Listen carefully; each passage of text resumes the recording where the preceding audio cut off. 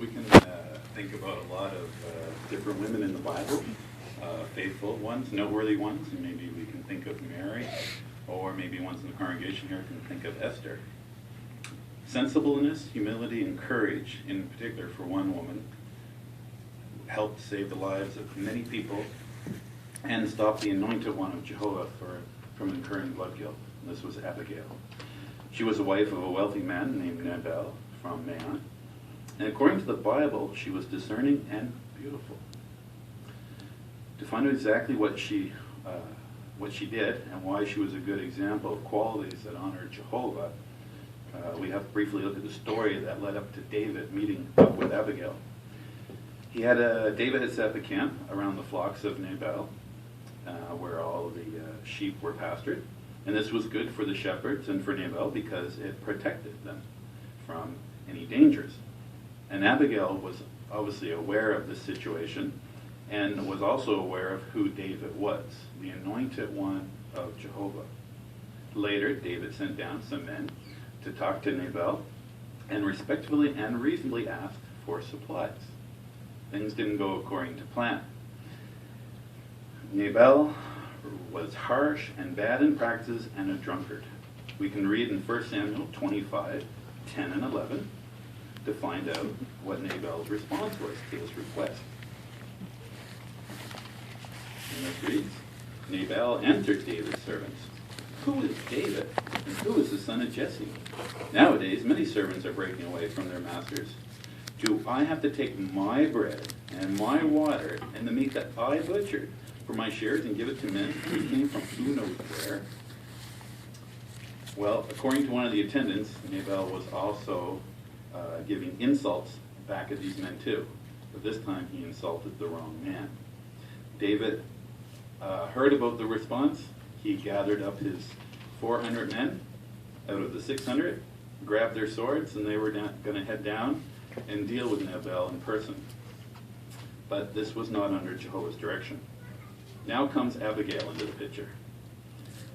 She listened intently to what one of the servants told them about the interaction between the servants of his Nabal's servants and of David's men, and she knew trouble was coming for the whole household, not just for Nabal.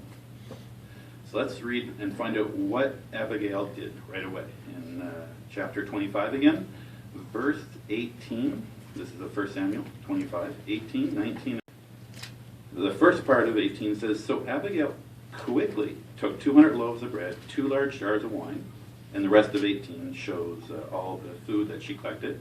Verse 19, "Then she said to her servants, 'Go on ahead of me, I will follow you.' But she said nothing to her husband Nabal."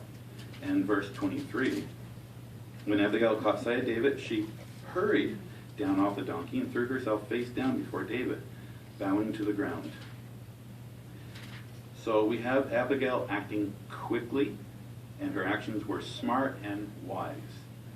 She was doing what she needed to do, and she didn't want to incur the guilt that her husband was going to bring on to himself. So she put the submission to Jehovah ahead of submission to her husband. And when she saw David, she quickly showed humility by getting off her donkey and threw herself face down in front of him. And we can see what she said in verse 24. She then fell at his feet and said, "My Lord, let the blame be on me. Let your servant girl speak to you, and listen to the words of your servant girl." We don't have time to read everything that she said to David, and even what David's reply was, but Abigail manifested wisdom and logic as well as respect and humility.